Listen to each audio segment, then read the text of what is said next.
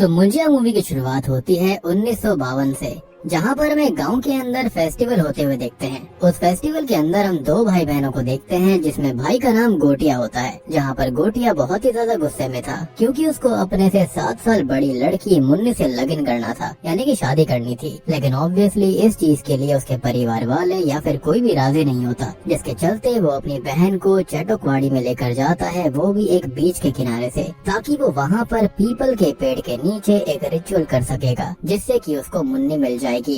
अब रिचुअल करते टाइम एक शॉकिंग ट्विस्ट आता है कि गोटिया अपनी ही सगी बहन की बलि देने लगता है, क्योंकि उसको इस रिचुअल के दौरान एक नर बलि देनी थी। उसकी बहन उसको मजाक में अभी भी कहती है कि वो नारी है, लेकिन फिर भी वो नहीं सुनता और बलि देने ही वाला होता है कि गोटिया की बहन उसको धक्का देकर दूर करती है और भागने की कोशिश करती है। लेकिन अब पीछा करते समय गोटिया गिर पड़ता है, जिससे कि उसके सर पर गहरी चोट आती है। अब जब तक गोटिया की बहन अपने घर वालों को वहाँ पर बुलाकर लाती है, तब तक काफी देर हो गई थी और गोटिया वहीं पर खत्म हो जाता है। घर वाले बहुत ही दुखी थे और ये लोग ब्राह्मण होते हैं। खैर, अब एक खास चीज की गोटिया की मौत हुई थी उसके मुंडन के 10 दिन के अंदर अंदर, तो कहीं उसकी आत्मा न भटके, इसके लिए उसकी अस्थियों को उसी पीपल के पेड़ के सामने गाड़ दिया जाता है। पेड़ पे धागा भी बांध दिया जाता है, जिसके चलते उसकी आत्मा यहाँ पर ना भटके, और आत्मा आए भी तो इसी पीपल के पेड़ और चटोकवाड़ी तक ही सीमित रहे। जिसके बाद से ही चटोकवाड़ी श्रापित हो जाती है और वहाँ पर भयानक कर्ज आ गया था। अब सीन सीधा शिफ्ट होता है पुणे में, यानी कि अब कई साल बीत गए थे।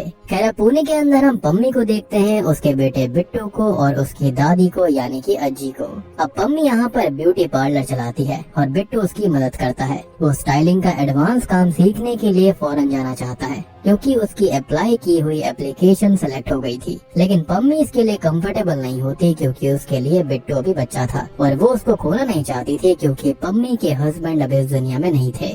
खैर, बिट्टू अब अपनी बचपन की दोस्त बेला से प्यार करता है और उसका बॉयफ्रेंड कूबा नाम का फॉरेनर है, और बिट्टू भी अपनी फीलिंग्स उसके साथ शेयर नहीं कर पाता। लेकिन बेला और उसकी दोस्ती बचपन से बहुत ही ज्यादा पक्की है। बिट्टू का एक फ्रेंड भी है जिसका नाम स्पीलबर्ग है और वो वीडियो मेकिंग का काम करता है। खैर, हम नोटिस करते हैं कि बिट्टू को चटोकवाड़ी से किसी की आवाज बार बार आती रहती है, विजन्स आते रहते हैं। वो परेशान सा रहता है, लेकिन इसका रीजन उसको नहीं पता। एनीवेज, अब बेला एक जुम्बा क्लासेस ओपन करती है जिसका नाम कोबेला होता है, जिसमें बिट्टू और स्पीलबर्ग उसकी हेल्प करते हैं, जिसके चलते कूबा बेला को प्रपोज कर देता है और बिट्टू इससे काफी दुखी था। तभी बिट्टू की अज्जी को पता चलता है कि उनके छोटे बेटे बालू की बेटी, यानी कि बिट्टू की बहन रुक्कू की सगाई फिक्स हुई है, जिसके चलते उनको उनके गांव जाना होगा, जहाँ पे चटोकवाड़ी भी है। और अज्जी के छोटे बेटे का पापड़ और अचार का बिजनेस है। खैर, अज्जी और पम्मी शुरू में हिचकिचाते हैं, क्योंकि वहाँ पर कुछ बुरा हुआ था, लेकिन अब वहाँ पर जाना उनकी मजबूरी हो गई थी और बिट्टू अपना माइंड फ्रेश करना चाहता था, जिसके चलते वो वहाँ पर पहुँच जाते हैं। अब इस पॉइंट पर हमको पता चलता है कि बालू और पम्मी की बिल्कुल नहीं बनती, क्योंकि बालू के बड़े भाई की मौत वहीं चटोकवाड़ी में हुई थी, क्योंकि वो इस जमीन को बेचना चाहता था, और अब वो भी सेम चीज करना चाहते हैं, जिसके लिए अज्जी नहीं मानती, यानी कि चटोकवाड़ी उनका था। तब जाकर बिट्टू को पता लगता है कि उसके पिता यहीं खत्म हुए थे, और बालू पम्मी और उसके बच्चे को ही इसका रीजन मानता है, और इसलिए इन दोनों की बिल्कुल नहीं बनती। खैर, अब बिट्टू इतना ज्यादा गुस्से में आ गया था कि वो सीधा चटोकवाड़ी पहुंच जाता है, जहाँ के विजन्स उसको आया करते थे। अब यहाँ पर चटोकवाड़ी की डिटेल देखी जाए तो एक बीच है और वहीं से एक रास्ता सीधा चटोकवाड़ी तक जाता है। खैर, तभी हम वहाँ पर मुंजिया को देखते हैं, जो कि बिट्टू पे हमला कर देता है। अब गांव वालों को बिट्टू की स्कूटी जंगल के पास मिलती है और तभी पूरे परिवार को खबर आती है कि बिट्टू मिसिंग है। लेकिन उसका चाचा बालू से इतनी नफरत करता था कि वो बस ये कहता है कि स्कूटी दे जाओ, बाकी देखा जाएगा, क्योंकि वो चटोकवाड़ी के नाम से ही मुद्द दिया करता था। अब चटोकवाड़ी जाने से सभी डर रहे थे, लेकिन तभी अज्जी मैटर अपने हाथों में लेती है, क्योंकि वहाँ पर बहुत ही बड़ा ट्विस्ट रिवील होता है कि बिट्टू की अज्जी असल में कोई और नहीं है, बल्कि वो गोटिया यानी कि मुंजिया की वही बहन है, जिसकी वो बचपन में बलि देना चाहता था। और अज्जी के पास एक छड़ी होती है, जिसको लेकर वो सीधा चटोकवाड़ी पहुँच जाती है। अब या तो ये छड़ी उनके बाबा की है, जिससे कि गोटिया डरता था, तो उसका डर मुंजिया में भी है, या फिर ये कोई स्पेशल छड़ी है जो कि मुंजिया यानी कि ब्रह्म राक्षस को डराने दर्द देने में काम आती है। क्योंकि जैसे ही अज्जी इस छड़ी का इस्तेमाल करती है, मुंजिया बिट्टू को पीपल के पेड़ की जकड़ से ढीला कर देता है, और इस छड़ी के निशान भी उस पेड़ के ऊपर बन गए थे। और ये ब्रह्म राक्षस वाली कहानी मैं आपको थोड़ी देर में समझाऊंगा। एनीवेज अब अज्जी बिट्टू को वहाँ से ले जाने ही वाली थी कि तभी मुंजिया अपने हाथ को बिट्टू की पीठ पे इम्प्रिंट कर देता है और बस फिर यहाँ से अज्जी और बिट्टू किसी तरह से निकल जाते हैं। जहाँ पर अज्जी बताती है कि उसकी वजह से ही बिट्टू के पिता और उनके बड़े बेटे खत्म हो गए थे, क्योंकि उन्होंने ही उनको चेटोकवाड़ी अकेले में आने के लिए बोल दिया था। लेकिन तभी हम नोटिस करते हैं कि बिट्टू की पीठ का वो जो हैंड इम्प्रिंट होता है वो चमकने लगता है, उसको दर्द होता है और बस तभी बिट्टू के सामने ही अज्जी को मुंजिया जान से मार डालता है। यानी कि जो बलि वो सालों पहले देना चाहता था वो आज इनडायरेक्टली पूरी हो गई थी और मुंजिया के अंदर अपनी बहन को लेकर गुस्सा भी था। सोच कर देखो, अपनी सगी बहन को मार डाला और तभी बिट्टू ये देखकर वहीं बेहोश हो जाता है।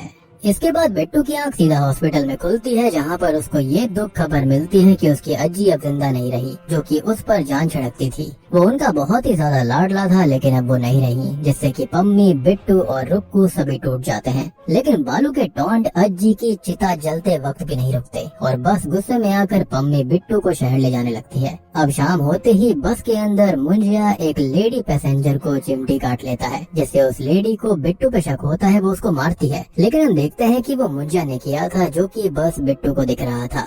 और आप ये भी सोच रहे होंगे कि जो मुंजिया इतने सालों से पेड़ से बंधा हुआ था वो आज शहर कैसे आ गया और बिट्टू को ही क्यों दिखा। तो असल में ये मुंजिया असल में अपने ब्लड लाइन्स वालों को ही दिखते हैं, सिर्फ शाम में ही आ सकते हैं, उनको पलस कर सकते हैं, उनके साथ रह सकते हैं। और अब एक तरह से मुंजिया ने बिट्टू को मार करके उसको पीपल का पेड़ बना लिया था, जिस पर वो कभी भी शाम में आ जा सकता था। अब शहर में आते ही मुंजिया उसके नाक में दम कर देता है। वो उससे लगातार मुन्नी को ढूंढने के लिए कहता है और इसी सेम चीज को बिट्टू का फ्रेंड स्पीलबर्ग भी फील कर पाता है और सुन पाता है, क्योंकि वो मुंजिया को देख नहीं सकता था। मुंजिया की यहाँ पर एक शर्त भी होती है कि वो मुन्नी से शादी करना चाहता है और फिर मुक्ति चाहता है। अब ये दोनों ही मुन्नी को ढूंढना चालू कर देते हैं, जिसके चलते बिट्टू रुक्कू से बात करता है, जो कि बताती है कि मुन्नी अज्जी की ही फ्रेंड हुआ करती थी, तो उनके बक्से में कुछ फोटोज होंगी जो कि वो सेंड कर देगी। अब जैसे ही फोटोज के पास आती है तो वो देखते हैं कि शॉकिंगली मुन्नी बिल्कुल बेला जैसी ही दिखती थी, यानी कि बेला की ही अज्जी मुन्नी थी, जिसके घर वाले गांव से घर बेचकर शहर में शिफ्ट हो गए थे और फिलहाल बेला के जो घर वाले हैं वो यूएस में रहते हैं। अब मुंजिया भी फोटो देखकर तुरंत ही उसको वहां पर जाने की इंस्ट्रक्शंस देता है और ये लोग उसकी बात इसलिए मान रहे थे क्योंकि मुंजिया ने धमकी दी थी कि अगर बिट्टू ने उसकी बात नहीं मानी तो जैसे उसने अज्जी को खत्म किया था वैसे ही वो उसकी माँ पम्मी को खत्म कर देगा। और डर के मारे बेचारा बिट्टू उसकी बात मान लेता है। अब ये बेला के यहाँ जाते हैं, जहाँ पे मुन्नी बहुत ही बूढ़ी हो चुकी है, जिसको देखकर मुंजिया घिन करने लगता है, क्योंकि अब वो सुंदर नहीं रही थी। खैर अब बेला वहाँ पर आ जाती है, जो कि बिट्टू को उसके लॉस के लिए यानी कि अज्जी के लिए गले लगाती है और वो बिट्टू को बताती है कि उसके बॉयफ्रेंड कूबा ने उसे शादी के लिए जो प्रपोज किया था ना, उसके लिए उसने मना कर दिया क्योंकि उसको इंडिपेंडेंट रहना है। लेकिन अब तभी हम ये देखते हैं कि बेला की शक्ल मुन्नी से तो मिल ही रही थी, तो मुंजिया उस पे फिदा होकर ये कहता है कि उसको बेला से ही लगन यानी कि शादी करनी है। अब मुंजिया पूरा प्लान बताता है कि उनको चेटोकवाड़ी में ही बेला को लेकर आना होगा, उसका सैक्रिफाइस करना होगा, जिसके बाद ही मुंजिया आजाद हो पाएगा। लेकिन बिट्टू इससे शॉक हो जाता है क्योंकि वो तो बेला से इतना प्यार करता था, लेकिन अल्टीमेटली उसको इस बात के लिए मानना पड़ता है, अदरवाइज उसकी माँ को भी मरना पड़ता। खैर अब ये दोनों ही जाते हैं सीधा कटप्पा के पास। जस्ट किडिंग, ये जाते हैं एल्वेज करीम प्रभाकर के पास में, जो कि भूत भगाने में एक्सपर्ट होता है। हैंड ऑफ गॉड उसके पास था, लेकिन बिट्टू को इन सब पर विश्वास नहीं होता। सिर्फ यहाँ पर स्पीलबर्ग ही था जिसको यकीन था। लेकिन जैसे ही स्पीलबर्ग बिट्टू की पीठ पे मुंजिया का हैंड इम्प्रिंट उसको दिखाता है तो प्रभाकर तुरंत ही बोलता है कि अयो मुंजिया, क्योंकि वो पहले 4 मुंजिया को हरा चुका था। और तब जाकर हमें मुंजिया का डिटेल दिया जाता है कि अगर कोई ब्राह्मण लड़का जिसकी उम्र 10 साल से कम की रही हो और अगर उसकी मौत उसके मुंडन होने के 10 दिन के भीतर ही हो जाती है, तो जो ऐसे लड़कों की आत्मा होती है वो मुंजिया बनती है।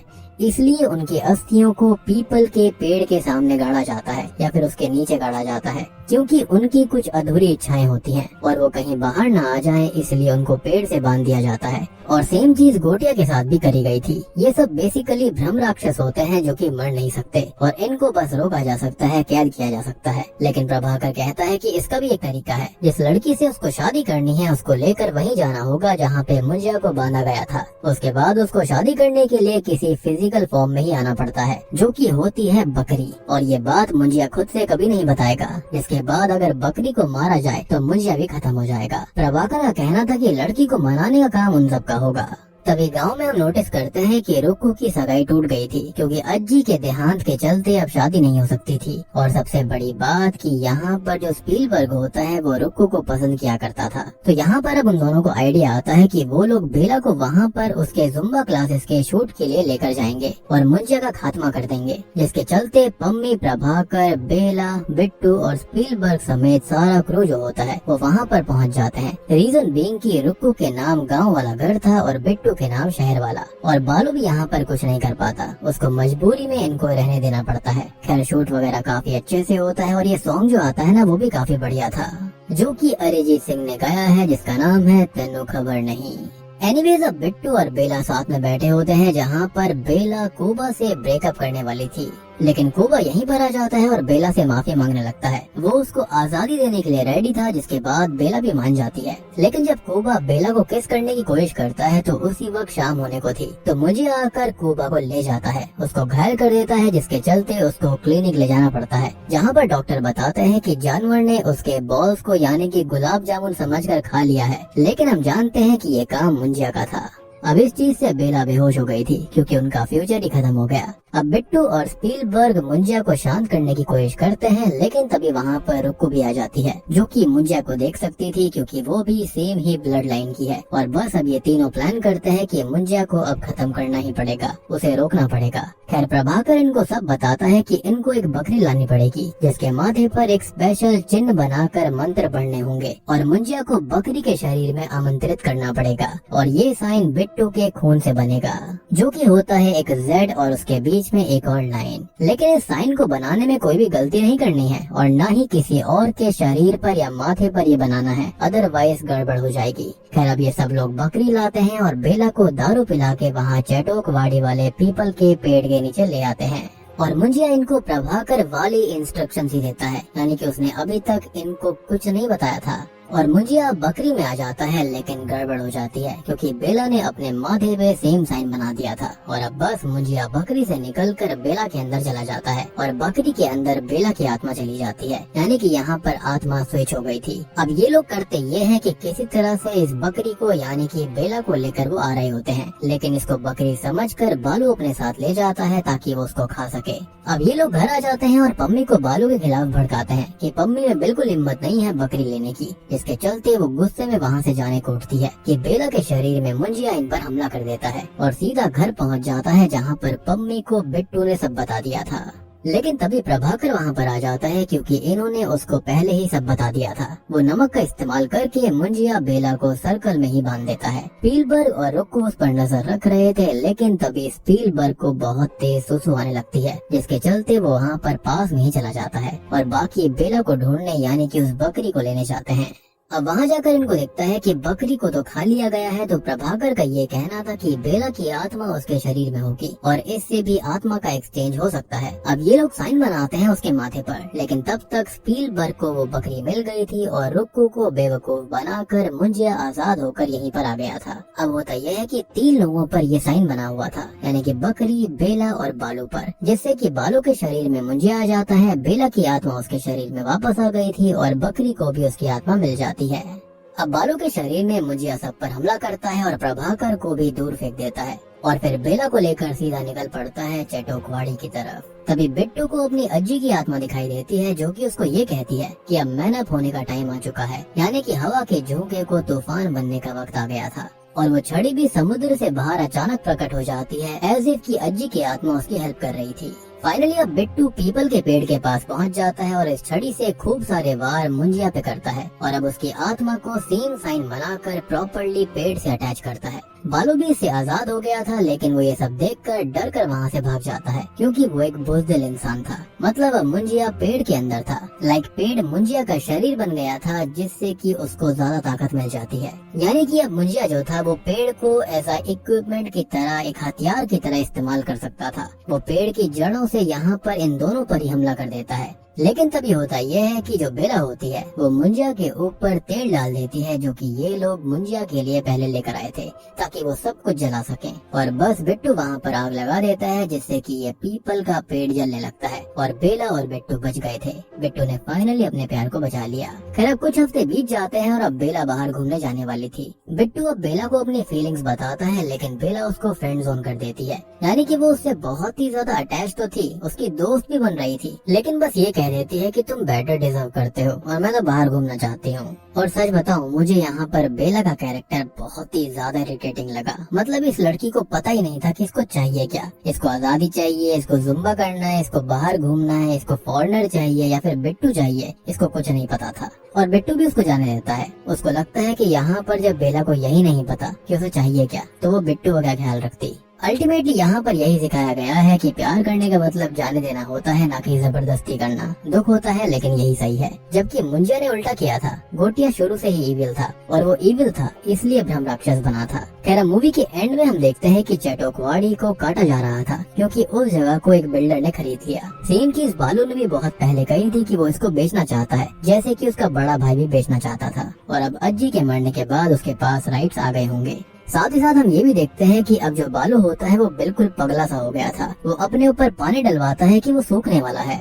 और अब यहाँ पर एक बहुत ही बड़ा ट्विस्ट रिवील होता है। मुझे यहाँ पर ऐसा लगता है कि जो स्टार्टिंग में सीन आया था जहाँ पर इन तीनों के माथे पर साइन बना था, तो मुंजिया की जो आत्मा थी वो तो चली गई थी बालू के अंदर। बेला को उसकी आत्मा मिल गई थी, लेकिन बकरी के अंदर शायद से बालू की आत्मा चली गई। और अब जब ये रिचुअल फिर से हुआ था तो पेड़ की जो आत्मा थी ना वो बालू के अंदर आ गई, और जो बालू के अंदर मुंजिया की आत्मा थी वो पेड़ के अंदर चली गई। तभी तो यहाँ पर बालू बोल रहा था कि मैं सूख रहा हूँ, मेरे को पानी डालो। अदरवाइज यहाँ पर कोई मतलब नहीं बनता कि बालू इस तरह की बात करे। या फिर हो भी सकता है कि खाली यहाँ पर ये मजाक वगैरह हो रहा होगा, उसको पागल दिखाने की कोशिश करी गई होगी। या फिर आप लोग बताना कि आपको क्या लगता है, मेरी थियोरी यहाँ पर सही है या फिर नहीं। एनीवेज अब मूवी के एंडिंग सीन में बिट्टू को फिर से एहसास होता है कि मुंजिया अभी भी जिंदा है। मैंने कहा ना कि ब्रह्म राक्षसों को मारा नहीं जा सकता, लेकिन इस बार बिट्टू उस छड़ी के साथ मुंजिया से लड़ने के लिए पूरी तरह से तैयार था, क्योंकि अब उसने डरना छोड़ दिया। और अब यहाँ पर सबसे बेहतरीन चीज आती है। मूवी के पोस्ट क्रेडिट सीन में हम भेड़िया मूवी की कैमियो को देख पाते हैं। जी हाँ, जना भास्कर को ढूंढ रहा होता है क्योंकि वो जंगल में भेड़िया बनने के बाद नंगा था। जना के हाथ में मुन्नी नाम की चड्डी थी और बस भास्कर कहता है कि मुन्नी की चड्डी छी। साथ ही साथ हम मुंजिया को भी देखते हैं। और आप जानते ही हो कि विषाणु यानी कि भास्कर या फिर भेड़िया जंगलों को बचाता है, तो शायद से वो चटोकवाड़ी को काटने से बचाने के लिए आया होगा। और इसी के साथ में मुंजिया मूवी यहीं पर खत्म हो जाती है। तो दोस्तों ये थी मुंजिया फिल्म की कहानी।